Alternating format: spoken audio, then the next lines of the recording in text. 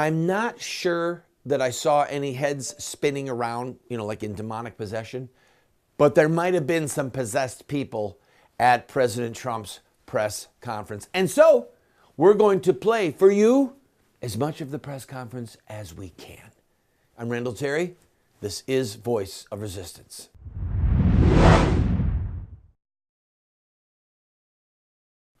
Hello, friend. Welcome to the program.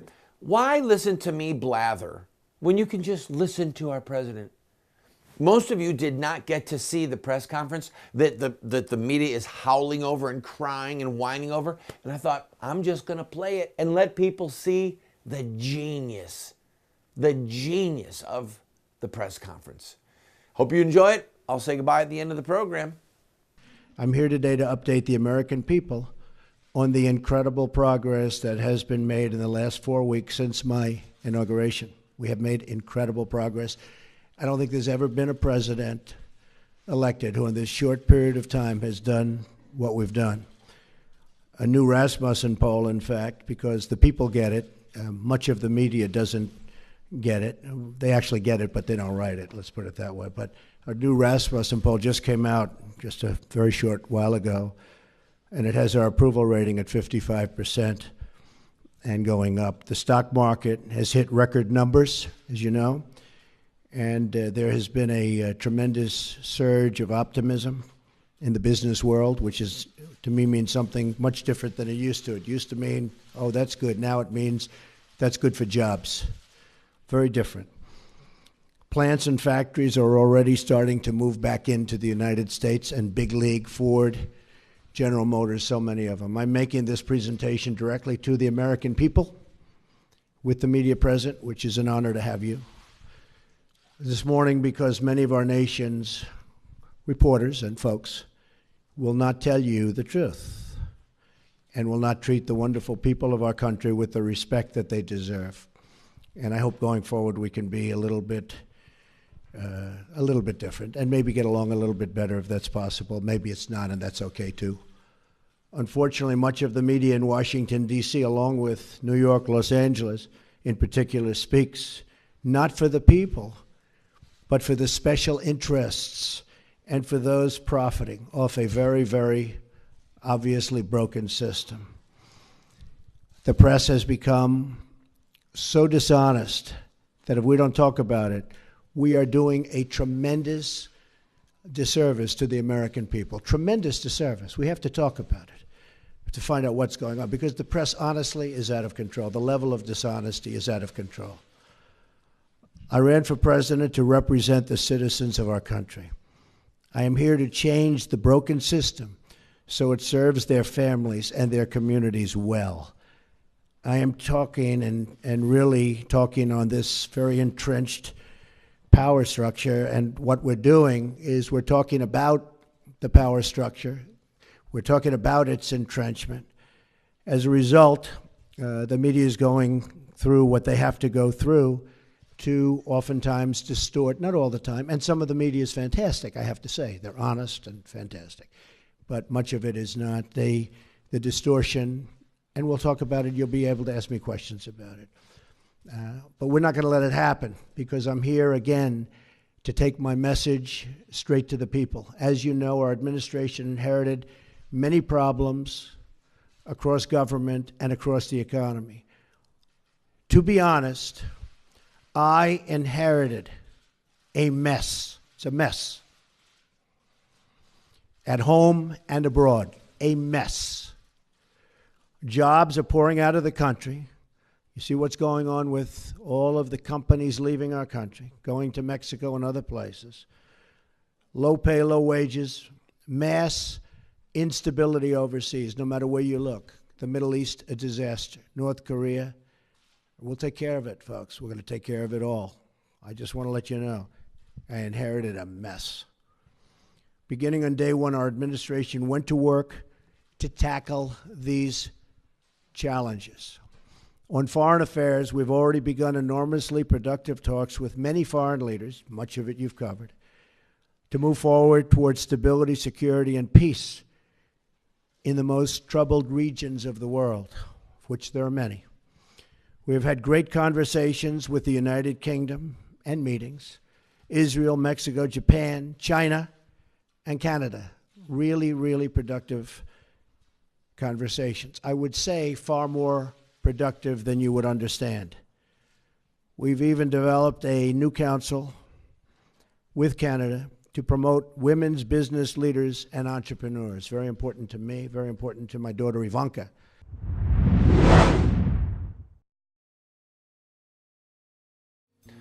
Over the years, I've had the privilege of interviewing some incredible guests, like Dr. Alan Keyes, former ambassador to the United Nations, like Dr. Alveda King, niece of the slain civil rights activist Dr. Martin Luther King, and Judge Roy Moore, two-time head of the Supreme Court in Alabama. These interviews are so powerful, so memorable, and so inspirational. We have decided to make them available to you on 2 DVDs for only a gift of $15. That's it. If you love this ministry, you want to support us, and you want these to show to your family and friends, or just for yourself, to watch at your leisure, get them today.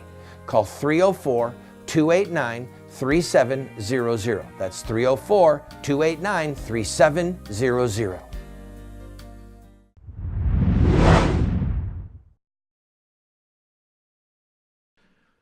I have directed our defense community, headed by our great general, now Secretary Mattis.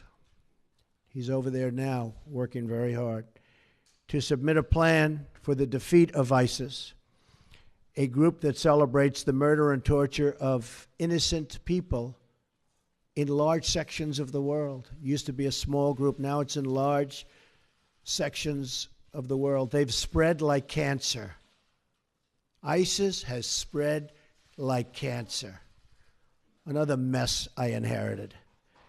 And we have imposed new sanctions on the nation of Iran, who's totally taken advantage of our previous administration. And they're the world's top sponsor of terrorism. And we're not going to stop until that problem is properly solved. And it's not properly solved now. It's one of the worst agreements I've ever seen drawn by anybody. I've ordered plans to begin for the massive rebuilding of the United States military. I've had great support from the Senate. I've had great support from Congress generally. We've pursued this rebuilding in the hopes that we will never have to use this military. And I will tell you, that is I would be so happy if we never had to use it. But our country will never have had a military like the military we're about to build and rebuild. We have the greatest people on earth in our military, but they don't have the right equipment, and their equipment is old. I used it. I talked about it at every stop. Depleted. It's depleted. It won't be depleted for long. And I think one of the reasons I'm standing here instead of other people is that, frankly, I talked about we have to have a strong military. We have to have strong law enforcement also. So we do not go abroad in the search of war. We really are searching for peace, but it's peace through strength. At home, we have begun the monumental task of returning the government back to the people on a scale not seen in many, many years. In each of these actions, I'm keeping my promises to the American people. These are campaign promises. Some people are so surprised that we're having strong borders. Well, that's what I've been talking about for a year and a half, strong borders. They're so surprised. Oh, he having strong borders. Well, that's what I've been talking about to the press and to everybody else. One promise after another, after years of politicians lying to you to get elected. They lied to the American people in order to get elected. Some of the things I'm doing probably aren't popular, but they're necessary for security and for other reasons. And then coming to Washington and pursuing their own interests, which is more important to many politicians. I'm here following through on what I pledged to do. That's all I'm doing. I put it out before the American people, got 306 electoral college votes. I wasn't supposed to get 222. They said there's no way to get 222. 230 is impossible. 270, which you need, that was laughable. We got 306 because people came out and voted like they've never seen before. So that's the way it goes. I guess it was the biggest electoral college win since Ronald Reagan. In other words, the media is trying to attack our administration because they know we are following through on pledges that we made, and they're not happy about it for whatever reason. But a lot of people are happy about it. In fact, I'll be in Melbourne, Florida at 5 o'clock on Saturday, and I just heard that the crowds are massive that want to be there. I turn on the TV, open the newspapers, and I see stories of chaos. Chaos. Yet it is the exact opposite. This administration is running like a fine-tuned machine, despite the fact that I can't get my cabinet approved. And they're outstanding people, like Senator Dan Coates, who's there, one of the most respected men in the Senate. He can't get approved. How do you not approve him? He's been a colleague, highly respected, brilliant guy, great guy. Everybody knows it. We're waiting for approval.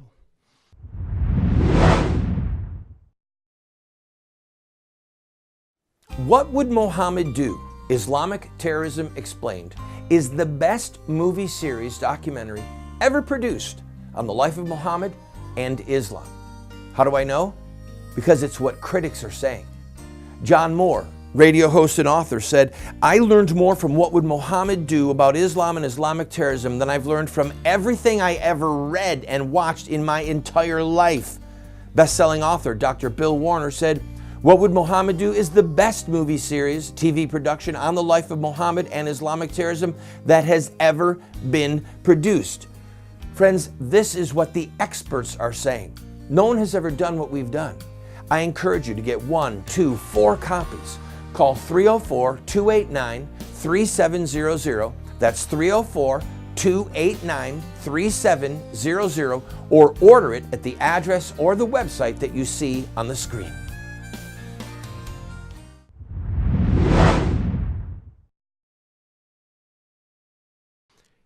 So we have a wonderful group of people that's working very hard, that's being very much misrepresented about, and we can't let that happen.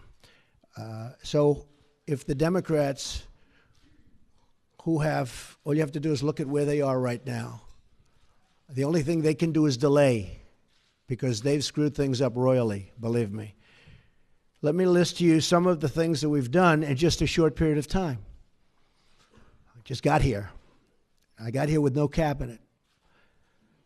Again, each of these actions is a promise I made to the American people. So we'll go over just some of them, and we have a lot happening next week and in the weeks coming. We've withdrawn from the job-killing disaster known as Trans-Pacific Partnership. We're going to make trade deals, but we're going to have one-on-one deals, bilateral. We're going to have one-on-one deals. We've directed the elimination of regulations that undermine manufacturing and called for expedited approval of the permits needed for America and American infrastructure. And that means plant, equipment, roads, bridges, factories. People take 10, 15, 20 years to get disapproved for a factory. They go in for a permit. It's many, many years. And then at the end of the process, they spend tens of millions of dollars on nonsense.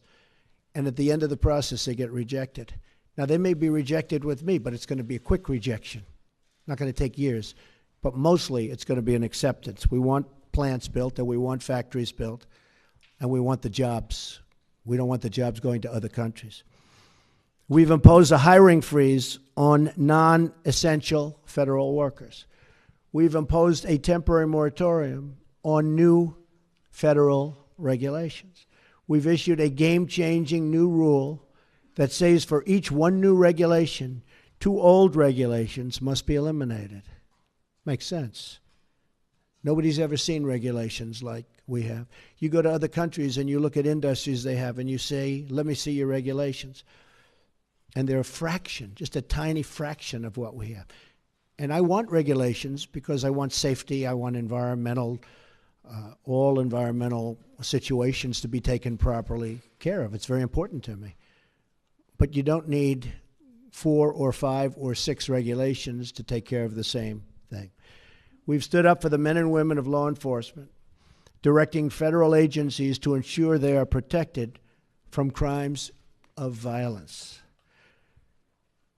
We've directed the creation of a task force for reducing violent crime in America, including the horrendous situation, take a look at Chicago and others, taking place right now in our inner cities.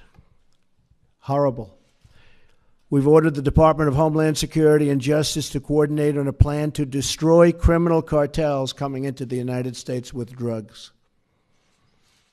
We're becoming a drug-infested nation. Drugs are becoming cheaper than candy bars, and we're not going to let it happen any longer. We've undertaken the most substantial border security measures in a generation to keep our nation and our tax dollars safe, and are now in the process of beginning to build a promised wall on the southern border. Met with General, now Secretary Kelly, yesterday, and we're starting that process. And the wall is going to be a great wall, and it's going to be a wall negotiated by me. The price is going to come down just like it has on everything else I've negotiated for the government. And we're going to have a wall that works. We're not going to have a wall like they have now, which is either non-existent or a joke. We've ordered a crackdown on sanctuary cities that refuse to comply with federal law and that harbor criminal aliens, and we've ordered an end to the policy of catch and release on the border. No more release. No matter who you are, release. We've begun a nationwide effort to remove criminal aliens, gang members, drug dealers, and others who pose a threat to public safety. We are saving American lives every single day. Court system has not made it easy for us. And are even creating a new office in Homeland Security dedicated to the forgotten American victims of illegal immigrant violence, of which there are many.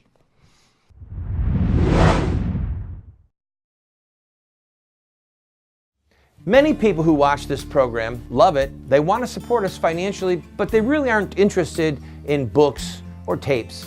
So we've got something for you to wear, something for you to give to your dad or your brother or your brother-in-law. It's a hat.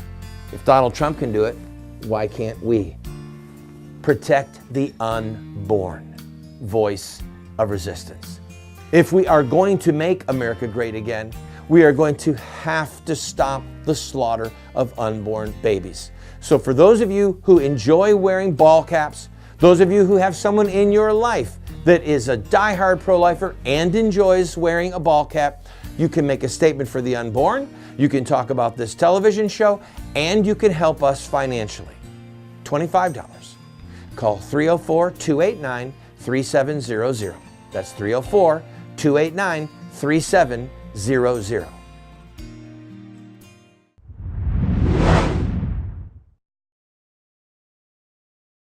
We've taken decisive action to keep radical Islamic terrorists out of our country. Though parts of our necessary and constitutional actions were blocked by a judge's, in my opinion, incorrect and unsafe ruling, our administration is working night and day to keep you safe, including reporters safe, and is vigorously defending this lawful order. I will not back down from defending our country. I got elected on defense of our country, and I keep my campaign promises. And our citizens will be very happy when they see the result. They already are, I can tell you that. Extreme vetting will be put in place, and it already is in place in many places. In fact, we had to go quicker than we thought because of the bad decision we received from a circuit that has been overturned at a record number. I've heard 80%. I find that hard to believe. That's just a number I heard, that they're overturned 80% of the time. I think that circuit is in chaos, and that circuit is frankly in turmoil. But we are appealing that, and we are going further. We're issuing a new executive action next week that will comprehensively protect our country. So we'll be going along the one path and hopefully winning that. At the same time, we will be issuing a new and very comprehensive order to protect our people. And that'll be done sometime next week, toward the beginning or middle at the latest part. We've also taken steps to begin construction of the Keystone Pipeline and Dakota Access Pipelines, thousands and thousands of jobs, and put new Buy American measures in place to require American steel for American pipelines. In other words, they build a pipeline in this country, and we use the powers of government to make that pipeline happen. We want them to use American steel. And they're willing to do that, but nobody ever asked before I came along. Even this order was drawn, and they didn't say that. And I'm reading the order. I'm saying, why aren't we using American steel? And they said, that's a good idea. We put it in. To drain the swamp of corruption in Washington, D.C., I've started by imposing a 5-year lobbying ban on White House officials and a lifetime ban on lobbying for a foreign government. We've begun preparing to repeal and replace Obamacare. Obamacare is a disaster, folks. It's a disaster. You know, you can say, oh, Obamacare. I mean, they fill up our rallies with people that you wonder how they get there, but they're not the Republican people that our representatives are representing. So we've begun preparing to repeal and replace Obamacare and are deep in the midst of negotiations on a very historic tax reform to bring our jobs back. We're going to bring our jobs back to this country, big league. It's already happening, but big league. I've also worked to install a cabinet over the delays and obstruction of Senate Democrats. You've seen what they've done over the last long number of years. That will be one of the great cabinets ever assembled in American history. You look at Rex Tillerson, is out there negotiating right now. General Mattis, I mentioned before, General Kelly. We have great people. Mick is with us now. We have great people. Among their responsibilities will be ending the bleeding of jobs from our country and negotiating fair trade deals for our citizens. Now look, fair trade, not free, fair. If a country is taking advantage of us, we're not going to let that happen anymore. Now, every country takes advantage of us, almost. I may be able to find a couple that don't, but for the most part, that would be a very tough job for me to do. Jobs have already started to surge. Since my election, Ford announced it will abandon its plans to build a new factory in Mexico and will instead invest $700 million in Michigan, creating many, many jobs. Fiat Chrysler announced it will invest $1 billion in Ohio and Michigan, creating 2,000 new American jobs. They were with me a week ago. You know, you were here. General Motors likewise committed to invest billions of dollars in its American manufacturing operation, keeping many jobs here that were going to leave. And if I didn't get elected, believe me, they would have left. And these jobs and these things that I'm announcing would never have come here. Intel just announced that it will move ahead with a new plant in Arizona that probably was never going to move ahead with. And that will result in at least 10,000 American jobs. Walmart announced it will create 10,000 jobs in the United States just this year because of our various plans and initiatives. And there'll be many, many more, many more. These are a few that we're naming. Well, friend, on Monday, I hope you have a great weekend, by the way. We've got a 3-day weekend coming up. On Monday, which is President's Day, we are going to play another entire section of the press conference. But please understand this. You watched with your own eyes what the president said.